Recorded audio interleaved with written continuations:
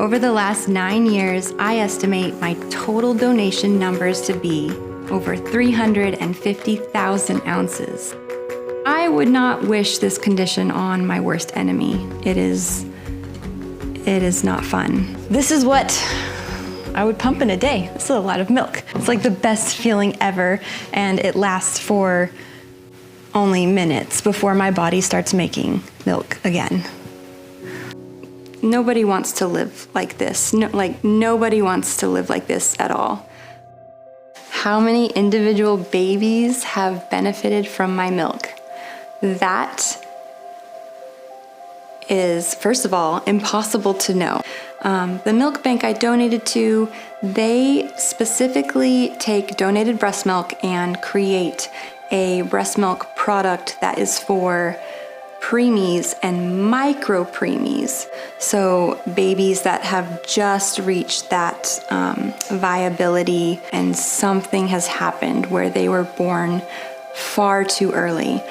They are not developed enough at all to be able to tolerate a man-made substance formula. It's too hard on their digestive system. They don't thrive, they don't survive. So this breast milk product is essentially a prescription. It is literally saving their lives. My body creates a lot of the hormone called prolactin, and that is what drives milk production. So in the morning, all of my pump sessions are my largest, and usually when I start pumping, you might be able to see that the milk looks a little blue, and this is what's called fore milk.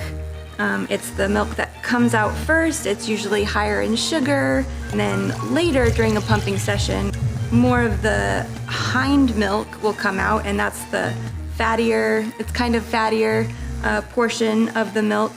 And I use a pitcher to mix all of the milk together so that it all has the same nutrients, the same makeup. Hyperlactation syndrome is technically a disability, and I feel like we had to adapt just as anyone else would with any disability. First of all, everything was new to me, so everything was a learning curve. Everything was a struggle.